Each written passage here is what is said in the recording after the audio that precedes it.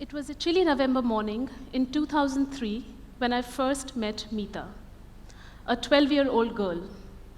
This was with regard to a case file I needed to work on in context of human trafficking. As I sat down to have a conversation with her, I noticed her discomfort. I noticed that she was avoiding eye contact with me. I offered her a glass of water, and just when I was getting started, she cut me off saying, "When will I be able to go back home? Does my father know about me? Where I was? Will you tell him? What if my family refuses to take me back?" She looked scared and suspicious of what I would do with her information. I cannot forget that first conversation I had with Meeta. I still remember how deeply affected I was. Never before I had realized the privilege of growing up in a safe and secure environment where my family could afford education for me and I could grow up to follow my dreams. And never before I had noticed people, families, and places around me where I could clearly see some signs of slavery. One question that has not left my mind ever since I met Meeta is, what if I was enslaved? What if it was me? I'm an anti-slavery and gender rights activist. By virtue of the work I do, I think a lot about privilege, inequality, and injustice. I've had many such learning moments in my life that have helped me understand how power and privilege works and how it puts millions of people around us in situations of slavery. Imagine making $150 billion by investing in a trade. Yes, $150 billion. That's a lot of money. Now imagine people making this money by buying and selling of human beings. Today, 40 million people worldwide are enslaved. Yes, today, in the times when we boast of unimaginable scientific advancements, drive the best of luxury cars, live in the best of places, travel worldwide, and when we all largely claim to be living as free individuals. Today, over 50% slavery victims are in labor slavery. Over 37% are in forced marriage slavery, and over 12% are in sex slavery. What drives this business is unimaginable brutal greed with huge returns on investment, and they operate as criminal enterprises. Over 70% victims today are women and girls, over 29% are men and boys, and over 25% are children under the age of 18. These figures are global figures. Does it shock you to know that even though slavery is illegal everywhere, it is still present everywhere? Chetan was sold into slavery by his uncle along with 6 other boys. At 9, he was taken from home and put to work in a stone quarry. He was 22 when he returned back to his village, and this time as a local recruiter, trafficker, who was supposed to travel back and forth to his village, luring other young men and boys and their families into the promise of a better life like his own. With a mobile phone and motorbike given to him as commission by the trafficker, he was perceived as an icon of success in his village.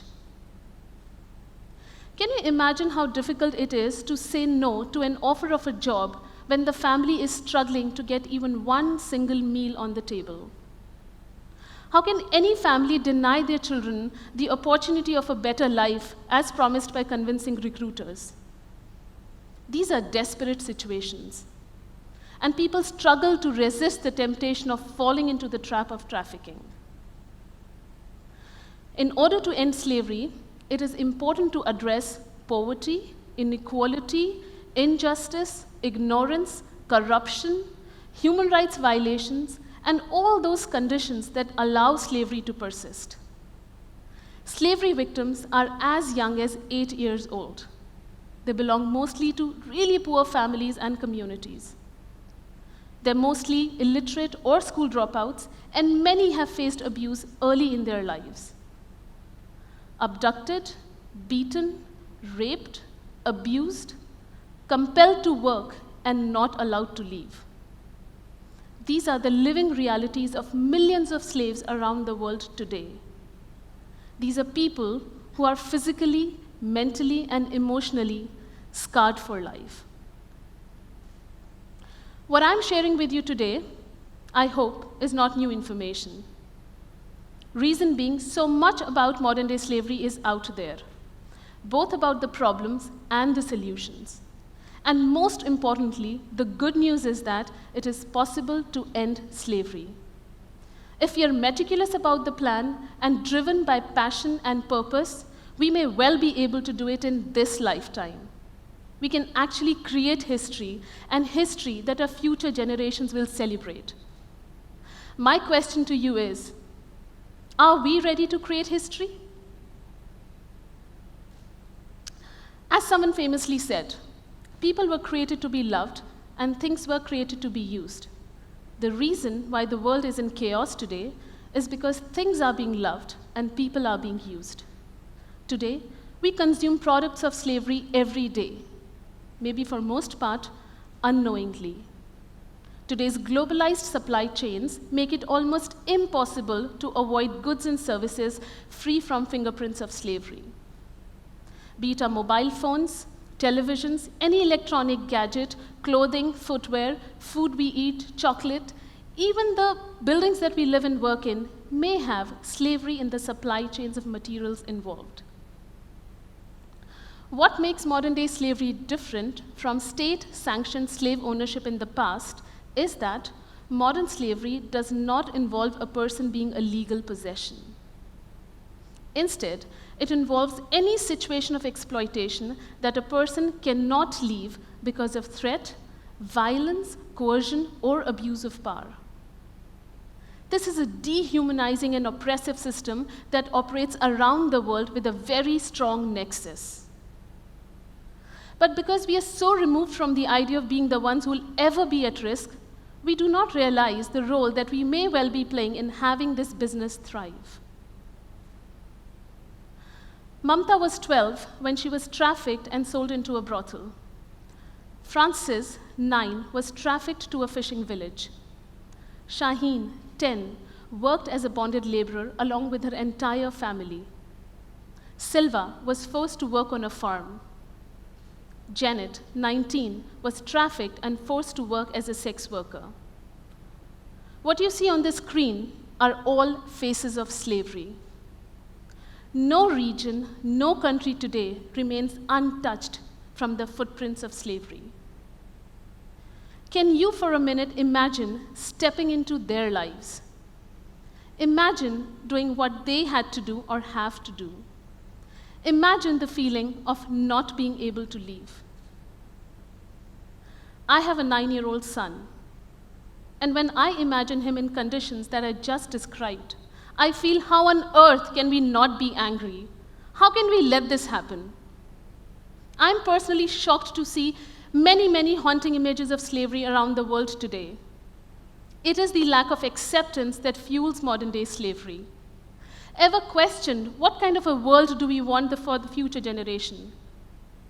Do we really want a world where everyone is really free? The good news is that there is hope. And there are people who are keeping the hope of a slave-free world alive. I've had the privilege to work with organizations, individuals, activists, community leaders, frontline workers who are truly movement builders. One such privilege I've had is to work with Kevin Bales. Kevin Bales, a professor, celebrated writer, researcher, and co-founder of Free the Slaves, a premier non-profit organization working to end slavery around the world. Since everything in the world today is looked at from the lens of business, this is what Kevin Bales gave to the world. He gave the world the math to understand what it will take to free one slave. Based on hardcore research and on-ground experience, he estimated that on an average, it will take $400 to free and rehabilitate one slave. Yes, $400 only. And this includes legal fees, counseling, life skills training, basic food and shelter, and much more. This is the average cost of freedom for one human being.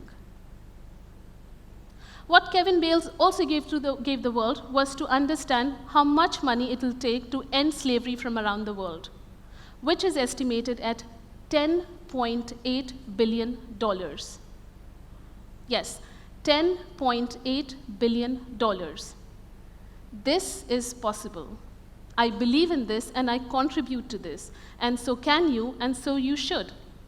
After all, we are all accountable and we are all responsible.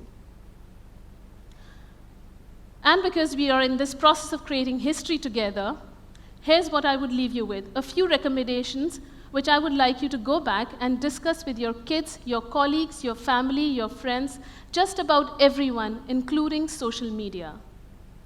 First and foremost, learn about human trafficking and modern-day slavery.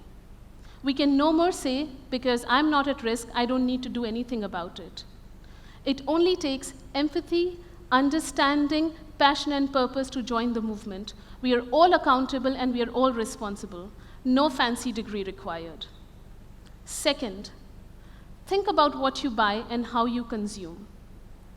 Recently, there has been much more talk about the social and economic impact of what we buy and how we consume. Even a small fraction of our monthly spend or our holiday spend can go a long way in ending slavery. The world needs much more sustainable consumption today than ever before. Third, raise awareness about abusive labor conditions. Hold governments, law enforcement, and companies accountable and responsible. They all have significant power to curb these abuses. Talk about it, write about it, and bring in more people in this conversation. Fourth, and most importantly, just like any other movement, the anti-slavery movement also needs diverse stakeholders from around the world. Diversity is what gives this movement its strength and sustenance. Anybody can join the movement, young and old, any gender, any region, any country, any profession, lawyers, journalists, artists, students, all in all, people like you and me. And do not underestimate the power and privilege you all have to end slavery. It is that one thing you can do, we can do, and we all must do. After all, it is about creating history, and history that we can all truly be proud of. Thank you.